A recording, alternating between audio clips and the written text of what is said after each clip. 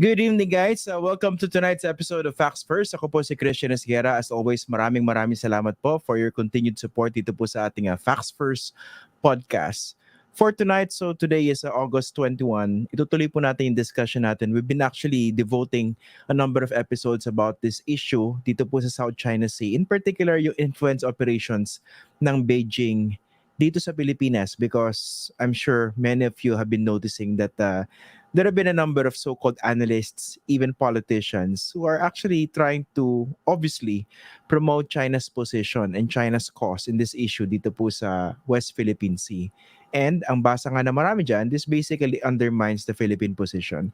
And then recently, nabalitaan po natin, may nabasa po tayong balita na it seems na meron pong smear campaign or smear job, paninira sa ating pong mga Filipino diplomats, allegedly coming from China.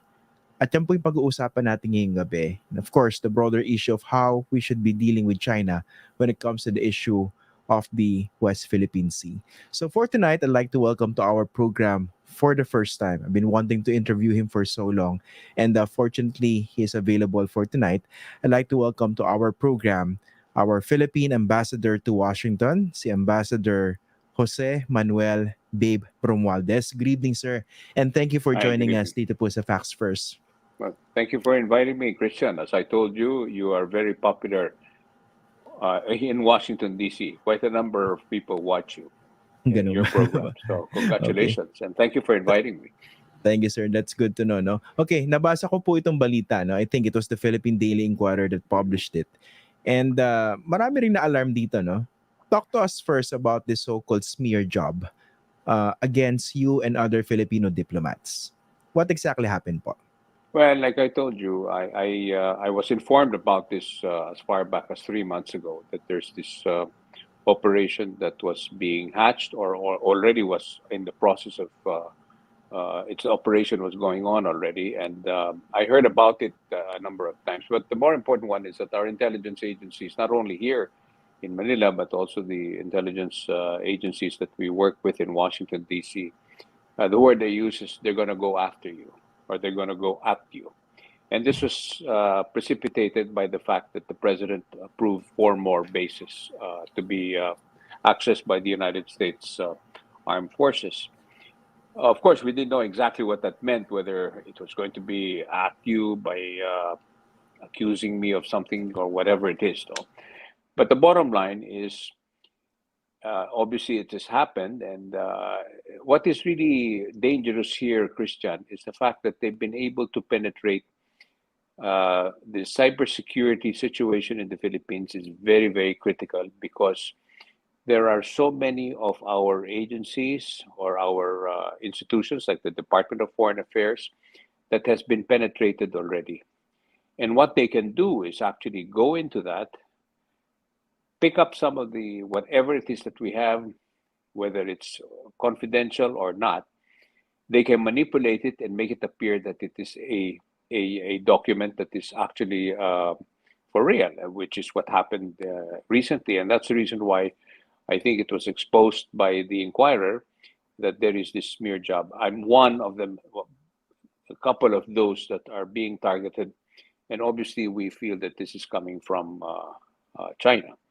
Although there's also a possibility that there are some oppositionists, people that are against the government, that are also riding on this particular smear jobs. So Okay.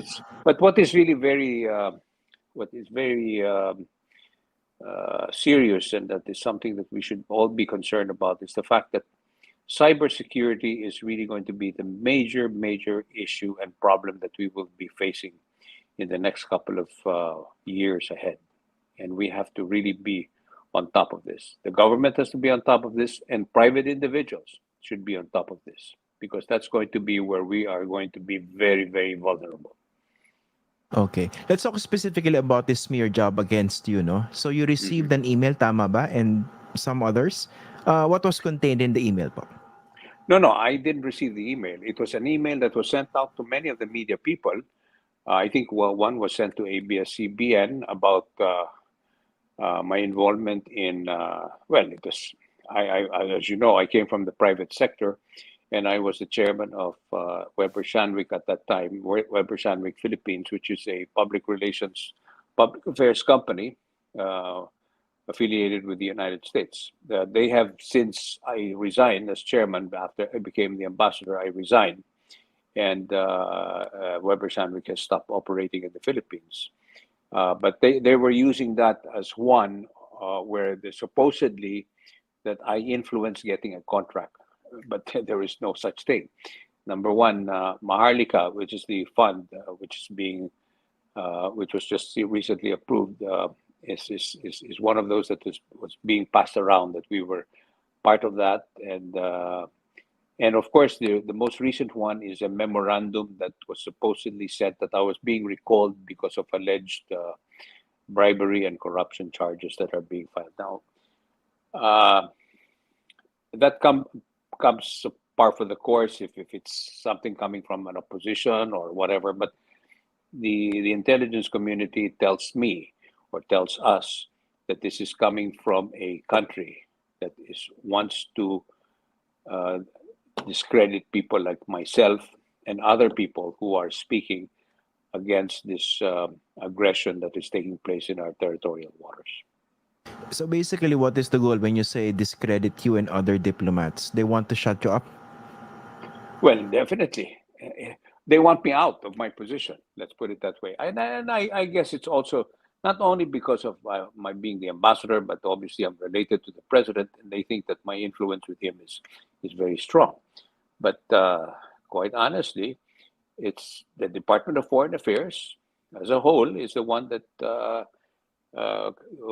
recommends to the president on what steps to take on our foreign policy with regard to situations like what we're facing right now in the West Philippine Sea. Okay. But of course, kasi alam naman natin that the chief architect of Philippine foreign policy is the president himself, Of and course. under President Marcos, admittedly, I think you would agree with me, we saw a very significant shift in terms of dealing with China Mhm. and dealing with the Mhm. United States. So ang tanong ko po Yes. rito, isn't it quite obvious that if they're trying to discredit you, partly or in huge part because of your closeness to the president, hindi ba ultimately ang Mhm. target din dito in terms of discrediting anyone would be the president? Absolutely. But let me tell you something that I think that is very important that people should know this. Shortly before the elections, uh, I was having a meeting at the White House, and they were, of course, already monitoring the elections, and they saw that Ferdinand Marcos Jr. was way ahead. And so they asked me about him because they didn't know very much about him, except, of course, he was in public office. He was a senator, governor, and all that. So, in fact, the word they use is I don't think that he likes us very much. And of course, this is in reference uh, to what happened in the past when when President Marcos Sr. was in exile in Hawaii. And but just to show you that the president doesn't take things personally, and he made it clear to me and to many others that for him, what's important is that he was going to make decisions based on what was best for the national interest of the country. It will not be based on what his personal feelings are. And it's clearly showing right now. Because if kung sino man merong masama ng loob sa Amerika, that can probably say, is probably him. But he's not going to take that. In other words, he's taking the high road by saying what is the best for the interest of the country. And that is what he's doing right now. He feels that our relationship with the United States is an important one. It is part of our national security strategy, and he's implementing it. And you have to remember that the Mutual Defense Treaty, of course, has been around since 1951. The Visiting Forces Agreement has been there for what, almost 20 years now. And now even the EDCA, which was signed during the time of President Noynoy Aquino, is now being implemented by President Marcos Jr. And that is because he feels that this is in the best interest of the country. Okay. So So the there is shift no is real quite influence. It is really coming from him. Okay, obviously, no. So the shift is quite clear. Ito nga pala, let me ask you, Ambassador, no, because you were also the ambassador of the Philippines to Washington under the previous administration. Now, with the shift Mhm. that you're talking about, mas napadali po ba yung trabaho nyo as an envoy to to Washington? Well, Because you know what happened pwede mo in the sabihin, past 6 years. yes, of course. Well, as an ambassador, my role, which is what the former President Duterte told me when I finally accepted the job, because I had told him that I was already old and I wanted to retire, but he just he said that do it for the country, and I said I will do it for the country, but let me ask. I want to ask you, what do you want to do for? What do you want me to do for you? He says just do your job. And so my job is to make sure that we have good relations with our host country as the ambassador, which is what I did. It was very challenging, of course, during the time of President Duterte, because he had reservations about how he felt about the United States. But I think in the long run, President Duterte himself knew that the value that our relationship with the United States is an important one, especially during the height of the pandemic. And ironically, I was being praised by so many people that we worked on the vaccines that we were able to get from the United States. It was part of my job. We wanted to make sure that because of our relationship with the United States, I used that as a reason for them to be able to bring many of those vaccines to our country to save people's lives. And I think that we've been able to some measure, be successful in that one. And I was very honored that President Duterte even gave me the Sikatuna Award for being able to do that. But to me, what's important is that I do my job, and I do not base it on my personal feelings. I don't base it on any other thing, because I truly believe that this is a relationship that we cannot, as Juan Ponce Enrile, former Senator Enrile, si Manong Johnny told me before I left for my job in Washington. He says, we cannot afford to antagonize a country like the United States. And I totally agree with him. It's a country that we have to deal with, just like we cannot antagonize a country like China, but China is antagonizing us. That's the big difference right now. Now, okay, speaking of the United States, no, I'm sure you're also familiar with the narrative coming from pro China analysts or even writers here in the Philippines, no. So the narrative that we usually see is this: nanggugulo yung United States and the Philippines is being manipulated. That's why we have to be wary of that. So, ano yung basa niya dun sa ganung narrative that whenever we stand up to China, lagi nandun yung factor na hindi sumisip-sip kayo sa United States eh. Well, alam mo, it's simple. Ang United States ba nagbi-build ng bases na wala tayong hindi nagpermiso sa atin? It's not true. In fact, humingi sila I mean, merong agreement tayo, yung EDCA. We set up the EDCA. As I said, it was signed in 2015, and we are implementing that as part of our national security strategy. Ang China, anong ginagawa? They're building in our shore, yung Scarborough Shoal. Umalis tayo doon, ngayon, it's a military base now. So, sinong may mali dyan? I mean, it's basically what you see is what you get. And we have been reaching out to them for so many years. Ang hinihingi lang natin, allow our fishermen to be able to fish in their own grounds, which they've been doing for centuries. Ngayon, takot yung mga fishermen natin. Hindi sila makalapit doon. Lagi silang ginugulo. Tinatakot sila. So, for those people who are saying these things, I don't know what their motivation is, but clearly it is misplaced, to say the least. It's not a question of really siding with one country or the other. The United States is a country. It has its own interests, of course. We have our own interests, but right now it's aligned. We want to push back China. Just respect our territorial waters. Wala tayong problema. But we have other countries that are joining us now.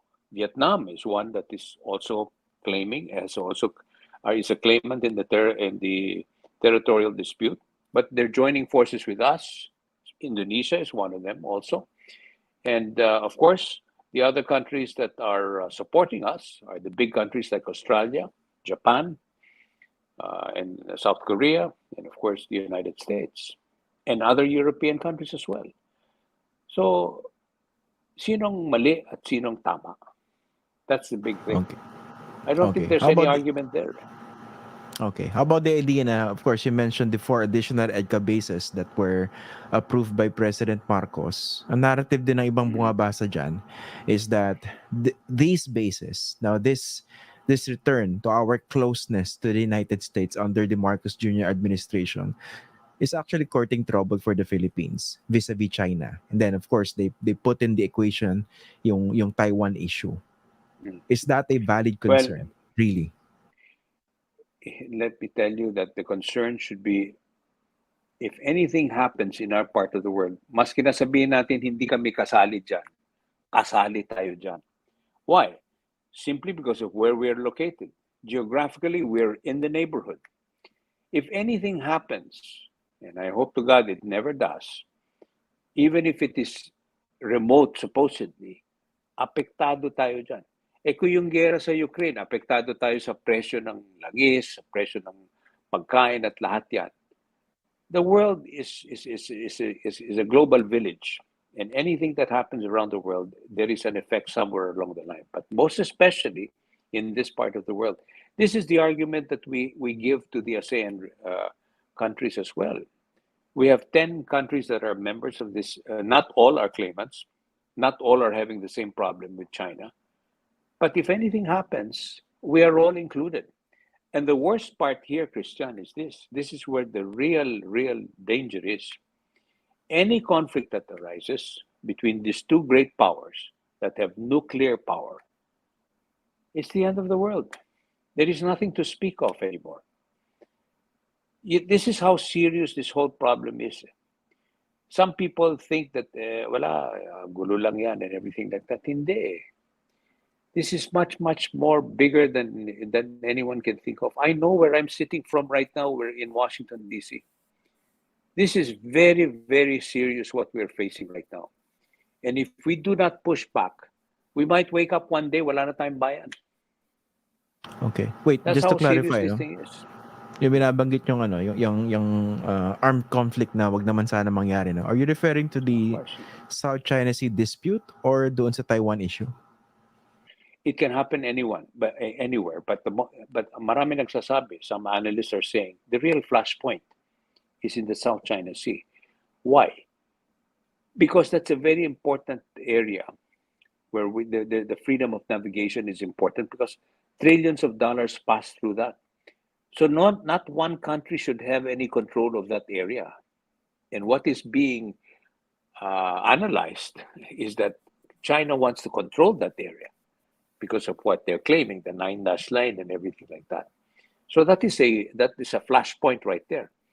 Taiwan, there are many analysts who are saying President Xi is not going to send the PLA to invade Taiwan until he's absolutely sure that they can take over that area, that territory. They don't want to recognize it as any other thing.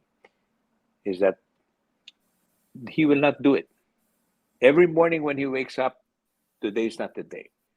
We hope that will continue to be the case. But in the South China Sea, anything can happen. The fact that all of these movements are taking place, one day it may not be a cannon anymore that they fire against our Coast Guard. It could be something else. That's a flashpoint right there. It can happen, of course, in the Taiwan Strait. It can happen also in Japan, in the Japanese area, the Senkaku Islands. All of these things are flashpoints. Kaya tayo, we cannot just simply sit around and wait and say, hindi tayo kasali dyan. Kasali tayo eh. Wala naman tayong choice dyan eh. Okay. So we have Sige. to strengthen our defense and what we plan to do. Okay. Of course, you mentioned yung ano, no, yung possible flashpoint. That's of course the observation of many. Although sinasabi rin ng iba, between the South China Sea dispute and the Taiwan issue, mas talagang red line sa Mm. China yung Taiwan. Although of course that remains to be seen. Pero dito po ano, pinag-uusapan natin dito yung for instance yung alliance ng Pilipinas sa United States. I think you would also agree with me, no? I've been observing the pronouncements coming from Washington since the time of President Obama. Parang nagiging mas defined siya over the years when it comes to the applicability of the Mutual Defense Treaty. Tama po ba? Sa Correct. situation natin, no? Yes, definitely. Okay. Because now the United States realizes that what we've been saying all this time, akala nila we were crying, I don't know, what is that thing? Crying wolf? The boy who Eh, the boy who crying wolf. cried wolf, And yeah. we were not crying wolf. We've been saying that, the Chinese are taking over some of these reefs.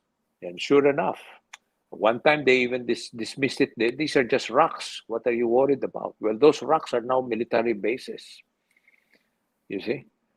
And so it's changed. And now our interests are aligned with theirs. They don't want to they don't want China to keep on building more of these things, and neither do we, not in our territory anyway. And all of these stories that are coming out, which is obviously fake documents that we had made in some form of an agreement, and all of that is even there is no argument even there. The fact that President Marcos said, "I am not aware of any agreement, and if there is one, I am rescinding it." That's it. It's finished. Yugen Shoal is ours. Period. Ito nga pa rin, speaking of Ayungin Shoal, no? So laging problema yan coming from the Philippine side, no? Yung we want to provide resupply doon sa ating tropa doon sa BRP Sierra Madre. And of course, China has been consistently making it hard for our troops to be resupplied.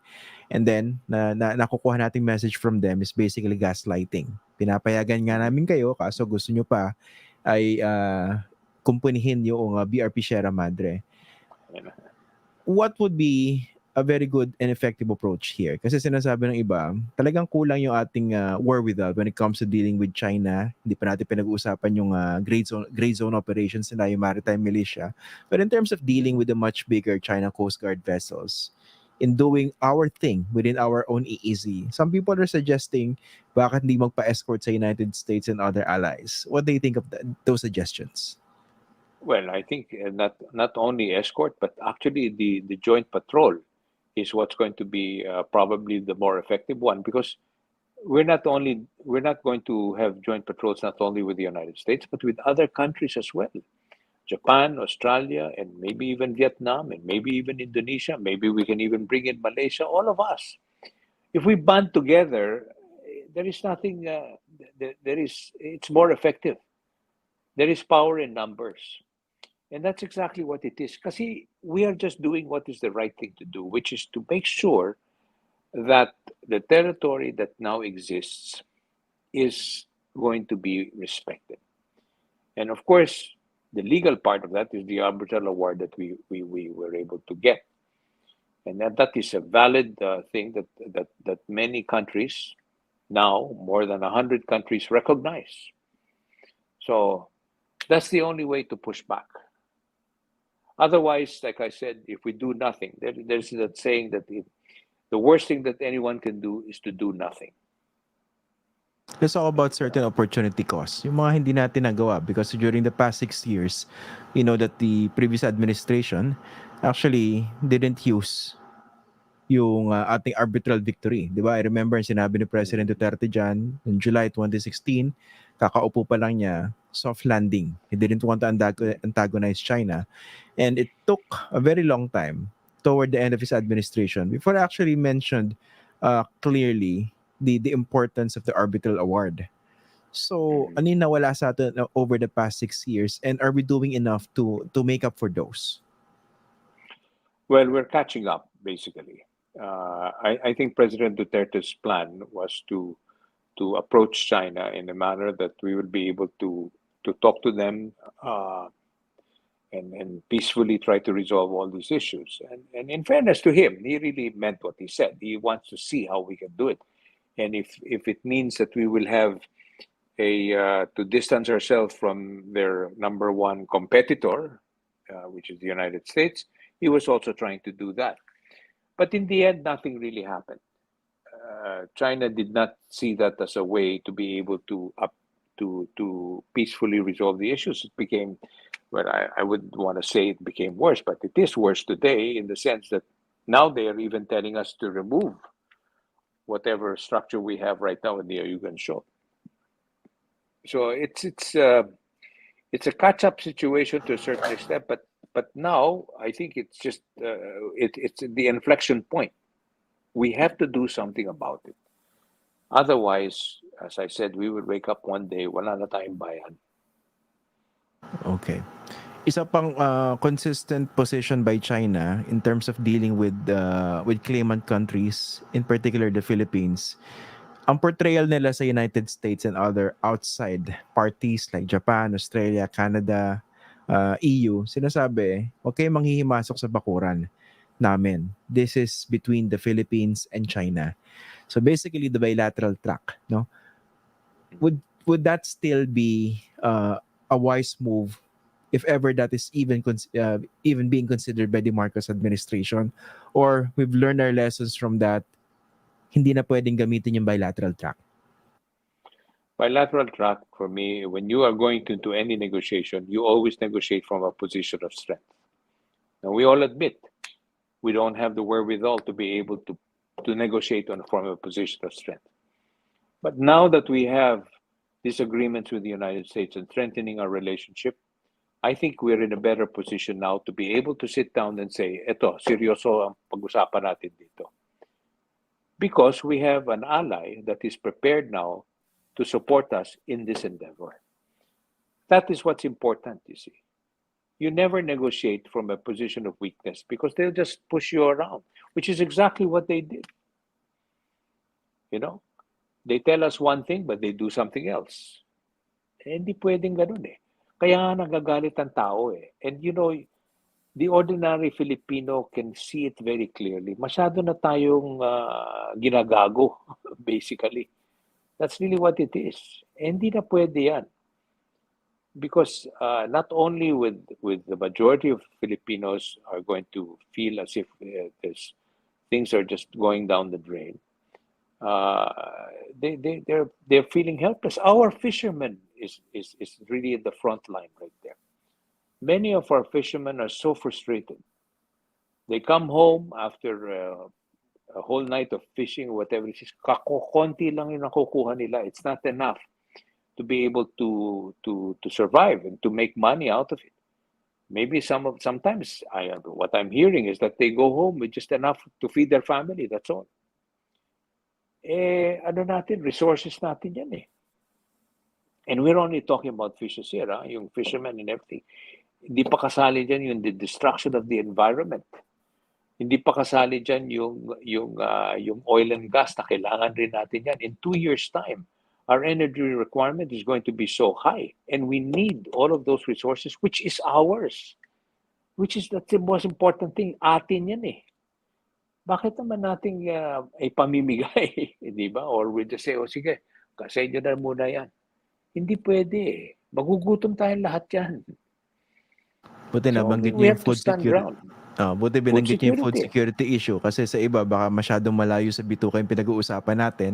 Pero I hope we cannot overemphasize this, no? Yung issue ng food security dahil exclusive economic zone sa mga viewers po natin, tayo po ang may exclusive rights or sovereign rights para dun sa mga resources na meron dyan, kasama yung isda. So, kung hindi natin ma-exploit or even ma-explore lang, including yung natural resources dyan, tayo po yung talo. Now, nabanggit niyo po yan, no? Okay, napaka-importante niyan.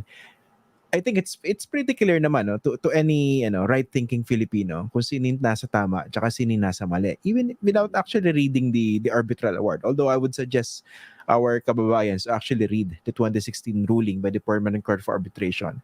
Pero nga, I'd like to go to the issue of the influence operations. Kayo, sabi niyo, di ba, when we started this discussion, kayo mismo na bibiktima, pati ilang mga diplomats na kilala nyo. Eh, pagdating naman dun sa larger influence operations from within, yung para bang they're trying to activate, ang sinasabi nila, parang nag-invest sila sa ilang mga Pilipino dito over the years, and now these people are coming out in defense of China. From where you're sitting, how serious is this influence operations by China from Well, inside us dito? very, very serious because, alam mo, in any kind of, I don't want to even call it a war, but it is some kind of a warfare that we're facing because we have a country that obviously wants to influence public opinion. They're taking, they're saying that this area is ours or whatever it is. It's so it's we're facing very serious issues here, and so trying to influence or the influencers is another way of being able to change the narrative, which is which is being done right now. That is the reason why we have to come out. And that's the reason why I told Secretary Manalo and I told also the President that we have to set the record straight that ito yung nangyayari diyan. Hindi natin pwede itago yan. Kailangan ilabas lahat yan. At kailangan malaman ng taong bayan lahat yan na nangyari. So that they will see that what the government will do in relation to what we're doing with the United States and other countries is clearly the right way to go. Ngayon, ang ginagawa nila is obviously they're doing discrediting, no? Hindi, yan, pro-American yan, Amerikano yan, or Amboy and everything like that. Para ang tao, hindi maniniwala, hindi, wala, kasi believe lang masyado. Sana kung ganun lang talaga, hindi nga eh. Alam naman natin, very serious itong these things that we're facing right now. And ako, naniniwala ako, sa totoo lang, that if we do not do what we're doing right now, we're going to be in a worse shape in less than 3 to 5 years. Why? Because, number one, as I said, we need those resources. We cannot lose those resources. We cannot give up on those resources because magugutom tayo lahat. And secondly, what's important is that if our country is influenced by another country to be able to, that is, parang we are going to become a vassal state. They're saying, para colony of the United States. That's not true. Filipinos love to go to the United States, whether we tell them, huwag na kayo pumunta doon. But they want to go there. We have 4.3 million Filipinos living in the United States, Filipino Americans. And every other person has a cousin, relative, or friend who lives in the United States. That's a given. The relationship we have with the United States is very special compared to other countries. And there is nothing you can do about that. And Filipinos will never go either way. It will take centuries for things to change. Actually, That's the fact of life. it's validated also by a survey before, no? That Filipinos trust the United States more than they trust China. Although sa akin naman, kaibigan naman dapat lahat yan. Pero syempre, Yan ang gusto natin. pag inaabuso ka, Hindi. hindi pwede magpakatanga. That's the point. No, definitely. Alam mo, I was in China, Christian, in 1976. I was there in 1976 with our basketball team. We had what we call basketball diplomacy. I was a news reporter. Sumama ako sa basketball team. My uncle, Eduardo Romualdez, who was our ambassador to Washington then, was appointed by President Marcos Sr. to be the head of the delegation to start working on diplomatic relations that we were going to open. And at that time, China was practically backwards completely. There was only one hotel, the Friendship Hotel. But I could see the potential of what would happen in China. So sabi ko, this is the right way to go. Kailangan meron tayong magandang relations sa China kasi it's a big country and it had a lot of potential. And sure enough, when we went back in 1983 with President Marcos Jr., he was the governor of Ilocos then, talagang nag-iba na. And then in 1999, I went back there. In 2011, I went with President Noynoy Aquino. China was really what it is. And certainly it would have been perfect for us to have a strong relationship with a country like China because not only are they our neighbors, but they were a country that was really moving forward. But now that this is happening here, it's a different story altogether. They have a different objective. And that is where I think we have to draw the line. We have to say what is it that we want. We want to keep our country our territory the way it is, not to be taken over by any one country.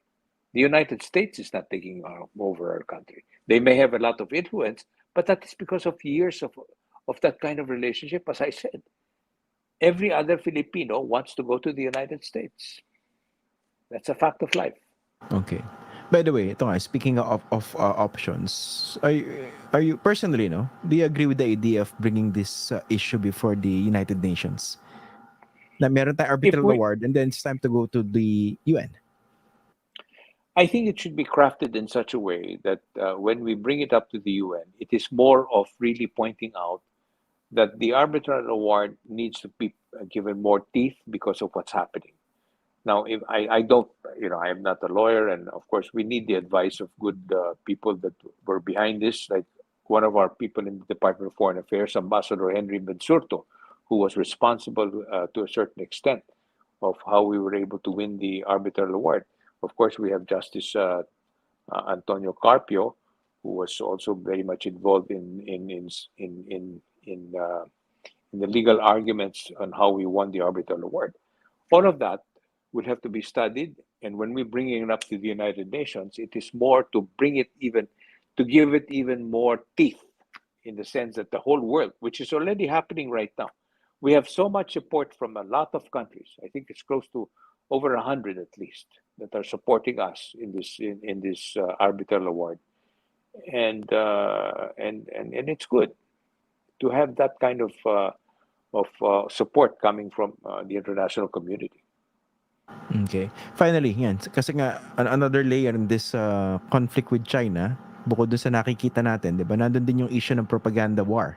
And I think Mhm. China is very, very aggressive in terms of that. Binanggit nyo kanina, after the president approved 4 additional EDCA sites, talaga mas naging aggressive yung Chinese Mhm. propaganda. Nakausap niya na po ba yung inyong may mga nagtatanong dito kung related ako kay President Marcos. Obviously related. Mhm. He's Mhm. the cousin of the president. You mentioned na nag-usap kayo, no? Pero were you able to speak in particular about this influence operations by China?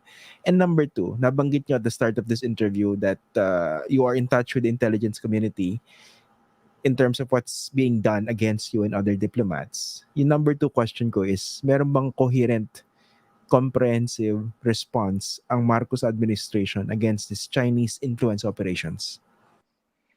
That I am not aware of, and quite to be honest about it, I have not spoken to the president about this at all. And the fact of the matter is, it's very hard for me to really talk to the president by just a regular phone call. We can't do that anymore because all our, uh, like I said, the cyber security is and are going to be or is already our number one problem, and all our phones and all our devices are all severely compromised, and that's the reason why that's the sad part is that is one area where we really are so vulnerable. The Department of Foreign Affairs is so vulnerable right now. Any kind of communication that you send there, whether it's confidential or otherwise, voila, it will leak out immediately because of the cybersecurity situation that we're facing. Kaya mahirap talaga. We really, as I said, marami tayong kailangan gawin to secure ourselves. And you have to remember, again, the fight of the future, or it's already happening right now, is in cyberspace. If they want, if any one country that has the technology, and we know who they are, and if they have control over our cyberspace, they can easily disable a lot of things. They can bring in drones and they can start firing off lethal weapons into the country, and we're finished. The vulnerability is right there. And this is happening right now. You know? Kaya people should really realize that itong pinag-uusapan natin hindi ano ito, hindi puro salita lang ito, bola-bola tayo dito kung ano mga puro mga yung sinasabi nila puro nagpapa-political lang. Hindi eh. Napakaseryoso nito eh. This is very serious things that we're facing right now, and we must be all aware of it. all of us that want to live in this country, or even those who live abroad, you don't want to lose a country. You don't know what it is like when you do not have a country to go home to. And that can very well happen. And that's a fact. I can tell you that right now without any reservation whatsoever. This is very serious stuff that we're facing right now. Well, thank you very much for joining us tonight, Ambassador Jose Manuel Romualdez. That was such a grim reminder, and I hope Well, I'm we will sorry have to be much. grim, but no, but okay, but we cannot end with the grim. Okay, okay, okay. All I'm Good. saying is that is what can happen if we do not do anything. Right now, I can tell you also, without any reservation, not only President Marcos, but a lot of people in government take this thing very seriously, and we are doing something about it. Many people involved in security, many people involved in our defense, they are taking this very seriously.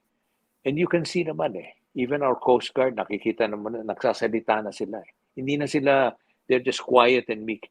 Nagsasalita na sila na ito, kailangan natin gawin ito. And we're beefing up our operations. We're beefing up everything. We're doing something about the cyberspace, by the way. We're getting in experts to come in and help us. And we're, in other words, there is movement. Okay. So that is the good part. In other words, we're well aware of it and we're doing something about it. And I can tell you that President Marcos is on top of this like anything. Okay, that's good to know. Well, maraming salamat po, Ambassador Babe Romualdez. I hope maraming naliwanagan dito po sa ating mga viewers and listeners. And I hope talagang ma-pursue natin yung Philippine interest natin. Yun at yun lang. Absolutely. Absolutely. Well, our interest is now on its way to being protected. And we have to work with countries that think the same way or are have the same interests as we do. That's all there is to it. We can't do Okay. it all by ourselves. Okay. Okay. Maraming salamat, Ambassador Babe Well, Romualdez. I thank you hope I also. can have Thank you you very again much. next in another Anytime, another Christian. topic. You're one of those that I admire in this business. I came from there and I know what it is like. So you're doing very well. Congratulations. Keep it Maraming up, salamat, please. sir. Thank you. Thank you po. Salamat Thank din. you. Thank you, Okay. Christian. Thank you. Very nice. Thank you. Thank you. Si Ambassador Jose Manuel B. Romualdez sa ating po nakausap dito po sa ating discussion ngayong gabi. And I hope medyo mas naliwanagan po kayo dito sa pinag-uusapan natin. No? Nga pala, no? Buti bumalik na yung boses ko. Hindi naman actually nawala yung boses ko eh. Nahirapan lang ako magsalita over the past 2 or 3 episodes because of this terrible case of mouth sore. So ito, sige, pag-usapan natin yan. I hope marami kayo natutunan no, dito sa pinag-uusapan natin. Okay, ito yung gusto ko yung pag-usapan. No? Hindi ko ba na-realize? We've been devoting several episodes about this Chinese influence operations here in the Philippines. Basically, para discredit yung ating position dito sa West Philippine Sea. Unang-una, ang suggestion ko sa inyo, no? Kalimutan nyo muna yung mga sinasabi ng mga pro-China columnist. Kalimutan nyo muna yung sinasabi ng mga pro-American analysts. Kung meron kayo na-identify na gano'n. Puntahan nyo lang, pag-aralan yung history. Puntahan nyo yung Arbitral Award. Ito po yung napanalunan natin, 2016. Dahil dinala po natin ng China sa Permanent Court of Arbitration sa The Hague, sa the Netherlands. Sinabi natin sa korte, once and for all, i-clarify na nga natin, ano ba yung maritime entitlements? Sino ba yung may K doon sa mga resources, for instance, within the West Philippine Sea? Ito po yung sumasakop doon sa western part ng ating exclusive economic zone. Okay? So, nilinaw yun lahat ng Permanent Court of Arbitration. Nanalo tayo ron. Okay? Overwhelming ang ating victory doon. Kahit hindi siya nare-recognize ng China. Pero, sa usapang legal, panalong-panalo po tayo doon. Basically, perhaps you can say, slam dunk.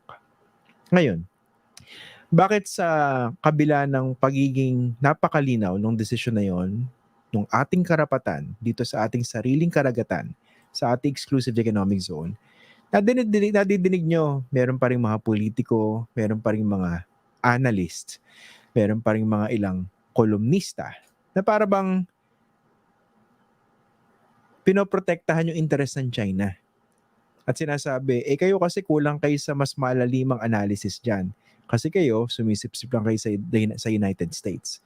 Ang sa akin, i-analyze nyo rin mabuti. Meron naman kayo lahat naman tayo siguro may tamang pag-iisip, no? May kapasidad para mag-analyze ng mga issues. Okay.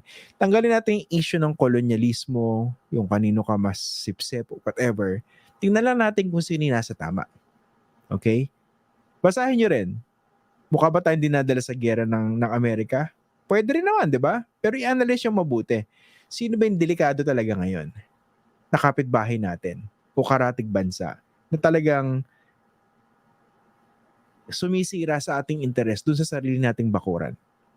Sino ba yung nagtayo, for instance, ng artificial islands at sinira yung marine environment in the process? Sino ba yung nag-militarize nung ilang portions ng ating sariling bakuran na exclusive economic zone? Tapos, eto, para hindi naman tayo naive sa mga discussion. Hindi ba napapansin? Di ba dati, nade-devote natin ilang episodes natin dito sa Facts First doon sa dynamics between the former President Rodrigo Duterte and the current President Ferdinand Bongbong Marcos Jr.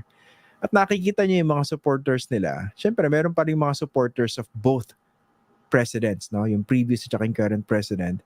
Pero ngayon nakikita niya meron ding line hati. May mga sumusuporta lang kay President Duterte at binabakbakan si President Marcos. Meron namang sinusuportahan lang si President Marcos at sumasagot naman doon sa grupo ni dating Pangulong Rodrigo Duterte. Tingnan niyo to, hindi niyo ba napapansin? Yung nagpo-promote ng Chinese agenda, karamihan supporters ng dating Pangulo. Ito yung mga possibilities dyan. Baka naman pinoprotektahan lang nila syempre imahe ng dating Pangulo dahil alam naman natin kung gaano naging ka-close ng dating Pangulo in China. Sabi nga ng iba, masyado raw sumipsip, no? So baka naman pinoprotektahan lang ng mga supporters na yung kanilang puon, kaya ini-embrace din nila yung Chinese position. Pero ito yung mas malala. Baka naman na-penetrate yung ilang mga tagapanalig, ilang mga supporters, ilang mga analysts na identify doon sa dating Pangulo, baka naman matagal lang na-penetrate ng China. At ngayon, na-activate sila to basically protect the Chinese interests at talaga i-discredit yung ginagawa ng ating kasalukuyang pamahalaan when it comes to the China issue. No. Kasi pag in-analyze nyo, ang tindi ng contrast, no? Kung paano nakitungo yung dating administrasyon sa China doon sa issue ng West Philippine Sea kumpara dun sa pakikitungo ngayon at sa mga sinasabi ngayon ng kasalukuyang Pangulo. Dapat matuto tayong mag-separate na mga issues. Marami tayong kritisismo dito sa kasalukuyang administrasyon, alam niyo yan. Pero pagdating dito sa paninindigan pagdating sa issue ng West Philippine Sea, sa tingin ko naman, no, I hope you would agree with me. And I think, kung talagang tatanggalin niyo yung biases nyo, mas malinaw naman ang paninindigan ngayon ng ating gobyerno against China when it comes to the West Philippine Sea kumpara doon sa naging paninindigan kung meron man na nakaraang administrasyon. That being said, dapat tingnan nating mabuti kung paano to magiging consistent, kung paano yung magiging follow-through. Okay? And we know that there are a lot of competent people in government, especially the Department of Foreign Affairs, in terms of dealing with this. Kaya dapat lang, lahat tayo nakabantay. At kayo mismo, di ba? Kung Pilipino ka, may role ka talagang ipaglaban yung interest ng bansa natin. No? So, dapat matuto rin tayong makialam in terms of protecting our national interests. Kung may nakikita kayong, kunwari, ka-Facebook nyo, nabobola dahil nabasa siguro isang kolumnista, yung isang analyst na lumalabas sa TV, mga so-called thinkers, at nakita nyo, mukhang kinopya lang yung talking points ng China at bine-blurt out na rin ng ka-Facebook nyo, pwede yung bigyan ng konting gentle reminder. Teka, parang ito dapat yung nakikita natin dahil ito yung tama. No? So, yun lang, lahat tayo may contribution pagdating sa issue na ito. And sana, wag natin pabayaan. Kasi kanina, di ba, nakita niyo sa interview natin, pinunto po natin yung food security. Yung food security issue kasi, mas malawak yung issue na yan. Although, mas kawawa yung ating mga mangingisda. For instance, dyan sa Zambales, no? Yung mga traditionally nangingisda sa Scarborough Shoal, talagang hirap na hirap mangisda dyan. Talagang pinipressure ng China. Ngayon, yung pangkalahatan na food security natin. Sino ba may karapatan sa isda dyan sa ating exclusive economic zone? At lahat ng mga resources na meron dyan, dun sa tubig at saka dun sa ilalim, meron po tinatawag na sovereign rights at tayo po yung may exclusive na karapatan doon. At nasa constitution din po natin yan. Ang problema, hindi natin masyadong mapakinabangan dahil meron tayong kapitbahay na dambuhala, na napakalakas, bully, kahit wala silang karapatan sa ating bakuran, pinipigilan tayong mapakinabangan yung ating mga sariling resources sa ating sariling ah, bakuran. Ngayon, sasabihin ng mga pro-China trolls, mga pro-Duterte trolls, sasabihin, kasi gusto nyo gera eh. Sino ba nagsabi makikipag-gera tayo sa China? Hindi naman porke sinabi mo na dapat sundin at manindigan tayo dahil tayo may legal at moral na karapatan dito sa ating sariling bakuran. Pag sinabi mo ba yun, ibig sabihin makikipagbari lang ka sa China. Kasi obviously, wala naman tayong kulang na kulang tayo when it comes to uh, military might. Meron tayong military pero wala pa sigurong might. Hindi pa tayo dumarating doon sa level na yon. Kaya yan yung dyan marami na brainwash na brainwash na nakarang administrasyon. 'Di ba yung talking points na sinasabi nila lagi na pag tumayo ka ba, pag nanindigan ka ba laban dun sa pambubuli na ginagawa ng China, ibig sabihin ba gusto mo gera? Yan ang laging binabanggit ng dating Pangulo. And of course, nag-cascade yung narrative na yan. Hanggang ngayon, nadidinig natin yan sa kanilang mga supporters, sa kanilang mga loyalista, pati na rin sa mga trolls. Pero tama ba yun? Ibig sabihin, pag nanindigan ka ba, pinointat mo yung maling ginagawa ng kapitbahay mo, ibig sabihin ba makikipagsuntukan ka na? Di ba? So, pag-isipan niya mabuti kasi agrabyado tayo sa ginagawa ng China eh. Sa totoo lang. At ang masakit dito, meron tayong mga kapwa Pilipino na tayo mismo inaagrabyado. I don't know. Baka nabayaran. Kasi obviously, hindi interest natin yung isinusulong eh. Interest ng iba. Okay? Bago po tayo magpaalam, nababasa ko po yung mga comments nyo. No? May mga trolls ba? May binabanggit si ano? Okay. May binabanggit si Seven Samurai. Trolls daw. Ano ba ngayon? 21. O baka naman humahabol sa katapusan. Ito pala. Maraming salamat doon po sa mga nagpadala ng videos. No? Doon sa ating first episode ng ating Factsnatics Unite. Diba? May mga, I think, mga 7, 8 na videos sa pinagsama-sama natin. Maganda kasi na yung sariling saloobin nyo yung madinig natin. No? Maganda yun. Hindi sapat na nagko-comment lang kayo rito. Maganda rin, boses nyo mismo yung naririnig. No? Mga totoong tao. Ito ba yung suggestion? Ito pala yung yung susunod na topic natin, papalabas po natin sa Friday. And sana mag-send na kayo agad, no? 1-minute videos or less. Padala nyo po dun sa aking Facebook page. Yung pangalan ko po yung nakalagay doon, Christian Esguerra. So, ilagay nyo na rin sa message, mag-upload kayo ng video nyo. Vertical, horizontal, kayong bahala. Wag na kayo ma-conscious. Yung talagang yung talagang saloobin nyo. Ang topic natin, ano ba yung saloobin nyo dito sa confidential at saka intelligence funds? Na mukhang marami sa ating mga ahensya ng gobyerno yung nawiwili. Happy ba kayo dyan? Okay ba kayo sa confidential and intelligence funds? Ilabas yung saloobin nyo tungkol dyan. And i-compile po natin doon sa next episode ng ating Factsnatics Unite.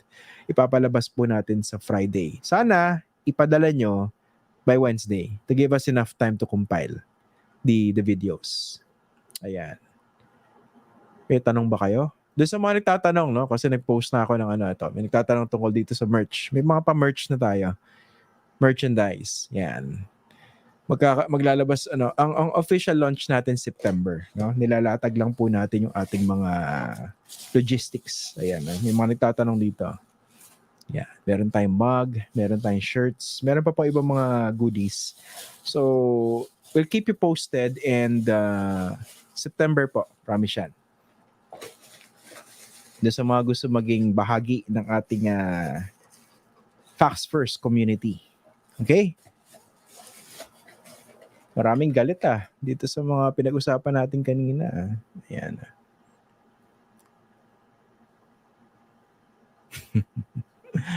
Okay. O sige, magandang gabi po. Maraming salamat sa pananood tsaka sa pakikinig nyo po. And again, thank you for bearing with me. When was this? Today is Monday, no? That was Friday at tsaka Thursday. Hirap tayong magsalita. Nga pala, baka nakakalimutan nyo, Ninoy Aquino Day today. No? Alam niyo po, napaka-importante na gunitain natin yung Ninoy Aquino Day. No? Kasi marami nakakalimot na doon sa importansya ng kontribusyon ng dating senador Benigno Ninoy Aquino. Sinasabi ng iba, minsan kasi pag kulang tayo sa pagsasaliksik, parang naniniwala lang tayo sa ibang mga loyalista na sinasabi, di naman bayani yan di naman santo yan Well, unang-una, sino ba nagsabi na santo si Ninoy Aquino? Wala naman nagsabing santo yan Baka yung iba, di ba? Pero wala naman nagtuturing na santo. Dahil like any other individuals, meron tayong kanya-kanya mga frailties Pero itong non-saint na ito doesn't necessarily mean na hindi heroic yung kanyang contribution. Diba? Kasi pag binalikan po natin yung kasaysayan, yung pagpas lang sa kanya, sa araw na ito, August 21, 1983, that actually spelled the beginning of the end for the first Marcos administration, yung dating diktador, Ferdinand Marcos Sr. And of course, that culminated dun sa EDSA People Power Revolution noong 1986. And nakakalungkot lang ngayon kasi mukhang marami sa atin nakalimot na doon sa bahagi na yun ng ating kasaysayan at mas naniniwala tayo sa mga fake news, sa mga disinformation against Ninoy Aquino at sinasabi, wala naman yan no? Ang suggestion ko, don't take my word for it. Balikan niyo yung kasaysayan, yung tunay na kasaysayan.